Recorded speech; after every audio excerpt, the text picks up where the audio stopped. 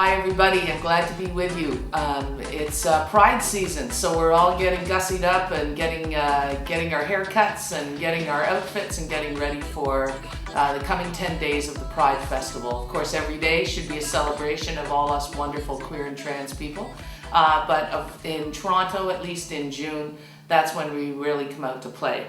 So I'm going to talk to you today about a couple of events coming up. I hope that you know by now that the official Toronto Pride has been moved from its traditional weekend, which is this weekend, Stonewall weekend, to commemorate the Stonewall riots. It's been moved actually to the long weekend in the first weekend in July.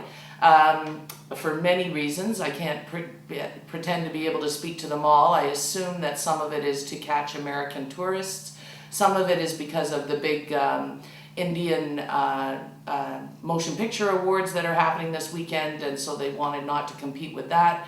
But I mean, Toronto's a big place and we put on a lot of festivals. So many are upset, in fact, that the Pride festivities have been moved to the July long weekend. And so there's a couple of events coming up this weekend on June 26th, Sunday, June 26th, that I want to tell you about so that you can make your preparations and decide whether or not you want to attend either the events this weekend or next, or both. Certainly we know that we like to be out there and celebrating ourselves and the amazing things that we have done as our diverse queer communities. So the things happening this weekend I want to tell you about are in honor of the original Stonewall riots and in commemoration of those. And these are events that are designed and organized by some of the folks who brought you alternative events last year. The first one I'm going to tell you about is happening on Sunday, starting at noon at Queen's Park. It's organized by the wonderful people who brought us Take Back the Dyke last year, the alternative dyke event. And so this year, it's not just a dyke event, it's celebrating all queer and trans people, and it's open to all queer and trans people. And it begins at noon on Sunday. It's called Stonewall TIO, and it is definitely, as I say, an unpermitted march starting at Queen's Park. I don't know the route for sure, but it's going to end up at the 519 Church Street Community Center. And Stonewall TIO is really about bringing those politics back to Pride, declaring that we don't need the permission of institutions, the permission of police, barricades, permits, city policies hanging over our head in order to be out there on the streets. So I encourage you to come to Stonewall TIO on Sunday at noon and march with us. We had a wonderful time last year at the Take Back the Dyke March, and I'm sure we'll have a wonderful time again this year. I believe the rain is going to clear up by Sunday, so it should be a good time. And what we're going to do at the end of the Stonewall TIO March is join with a big celebration happening all day at the 519 Church Street Community Center and Cawthra Square Park. It's organized by a coalition of groups: Blackness Yes, Ontario Rainbow Alliance for the Deaf, Asian Arts Freedom School, the Alliance for South Asian AIDS Prevention, the Black Coalition for AIDS Prevention, the Il Na Na Diverse City Dance Company, Color Me Drag, Mata Dance, Proud of Toronto, and the Pride Coalition for Free Speech have all come together to organize a wonderful event called Back to Our Roots, Breaking New Ground. It also takes place on Sunday, June 26th, from starting at 1 p.m. And so the Stonewall TIO March will join in with all of the folks that will be celebrating at Cawthra Square. I just want to read a bit from their media release because it's such a wonderful statement about why it's so important to keep the politics in Pride and to understand that being queer and trans is about a lot more than sexuality and gender identity. It's about ourselves and our realities as immigrants and refugees, about our realities as racialized people, as older queer and trans people, as queer people with disabilities, and on and on and on. So it's really important to understand ourselves as these complex identities, not as just our sexuality and our gender expression. So they say, Back to Our Roots says in the media release, 2011 marks the 41st anniversary of the uprising at the Stonewall Inn riots. While Toronto's Pride Festival is now scheduled on the July 4th weekend rather than on the traditional anniversary of Stonewall, we believe in celebrating our roots and will mark Stonewall's anniversary on June 26, 2011. We will also honor the forgotten that fought 3 years before Stonewall at the Compton Cafe riots in San Francisco's Tenderloin districts. Honor those who fought against the bathhouse raids in Toronto in the early 1980s, and honor those within our own community that remain marginalized and forgotten.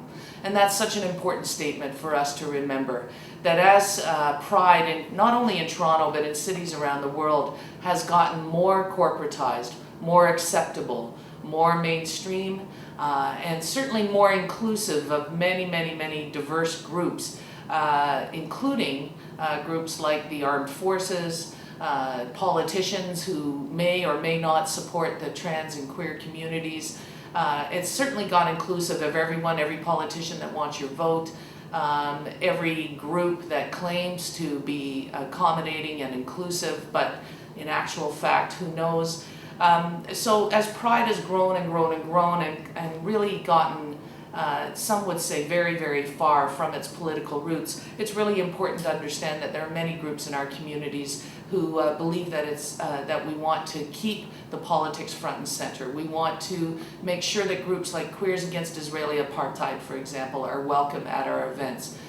We want to make sure that city funding does not get held over our heads in a way to limit our freedom of expression, our freedom of association, and our freedom of protest. So I really encourage you, in addition to whatever other Pride events that you want to attend, to make sure to check out these events on June 26th. I won't go into all the many, many Pride events going on through the next 10 days. It starts on Friday, June 24th. With an event at the Phoenix Concert Theatre. I do want to highlight one thing. There's a flag raising at City Hall on Monday, June 27th at noon for anyone who's able to make it down there. That's always a really nice event where the city shows its support for queer and trans communities. You can also find more about Pride events at pridetoronto.com and bunniesandbadtimes.com. So definitely check out those websites for information about all sorts of events. Pride Toronto particularly needs volunteers, and one of the things to remember, if you're dismayed by the direction Pride has gone into, the official Pride events, if you'd like to make a difference in terms of those events and start arguing that question, for example, of Queers Against Israeli Apartheid and their right to be in our parade, as well as Totally Naked Toronto Men, many other groups. One thing you can do is think about becoming a member of the board of directors of Pride Toronto, and in order to do that, you need to volunteer at Pride Toronto events, particularly the festival, and you can volunteer for 8 hours over the course of the events, and in that way you become a member and eligible to run for the board. So it's one thing to think about. If you, like I say, want to get involved, that's one of the ways you can get involved and make sure that your opinions about how Pride should go in the future, that's the way to get involved and do that. I just want to talk, before I end, a little bit about the controversy about Mayor Ford attending the Pride March. Just found out today, that this is Thursday, June 24th, or 23rd, that the mayor has decided that he is going to spend the Canada Day weekend at his cottage, that he will not be attending the Pride Parade, that he will not be attending the flag raising, which in my opinion actually is more symbolic of the city's support for Pride. He will not be attending that, and likely will not be attending any events throughout the 10-day festival. And people have a lot of opinions about this. Many are saying, especially mainstream news columnists and others, are saying that this is a slap in the face to the queer and trans community, that he has an obligation to attend the parade, that other mayors have attended the parade, that he has an obligation to show support for the queer and trans communities. Others are saying we don't want him in our parade. He's a homophobe. He's shown that he's a homophobe in the past. He's made homophobic statements. Most recently, he was the only person on city council to vote against funding from the province that would go to HIV/AIDS prevention work. He was, during the mayoralty campaign, he was quite clear that he doesn't support gay marriage. He also, some people believe that his supporters fostered anti-queer and trans sentiment in the fight with George Smitherman in the recent election. I've been thinking a lot about that, and while I do believe that everybody has the capacity to change, that we need to always make room for people who are homophobic or transphobic or otherwise oppressive in their behavior, we need to always understand that people can be educated and people can change.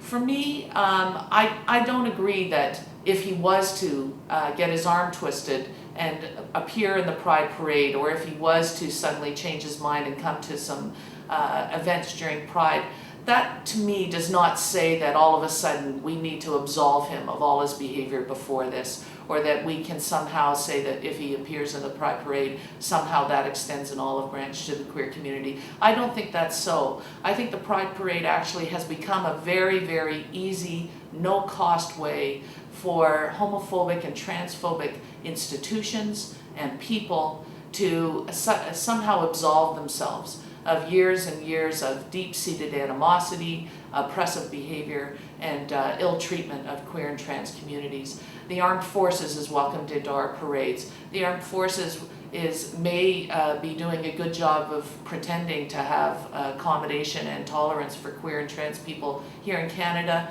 but those same armed forces have policies overseas of killing not only queer and trans people, but many other people in illegal wars like the one in Afghanistan, in Iraq, now in Libya. So I don't actually agree that we should either press the mayor to attend the parade or not. Whether he appears or not, it doesn't take away from the fact that he has been homophobic. His attitudes towards the community are not inclusive.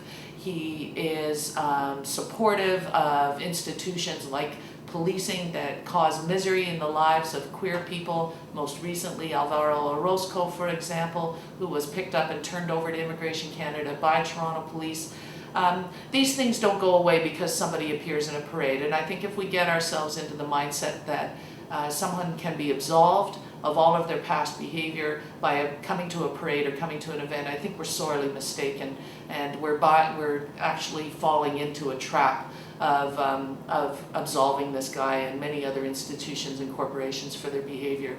So I say the proof will be in the pudding. When the mayor starts voting for LGBT and other services, when he starts supporting services for queer youth, when he starts making sure and guaranteeing that services and programs are going to continue for the LGBT community, that's when I'll believe that this mayor is supportive of queer and trans communities. When he stops holding funding over Pride's head and threatening that funding, when he declares that support day in, day out, then he's welcome, in my opinion, to the parade. But until then, stay at home, go to your family's cottage, come to the parade, it doesn't matter. Let's see the action in the day-to-day. Thanks.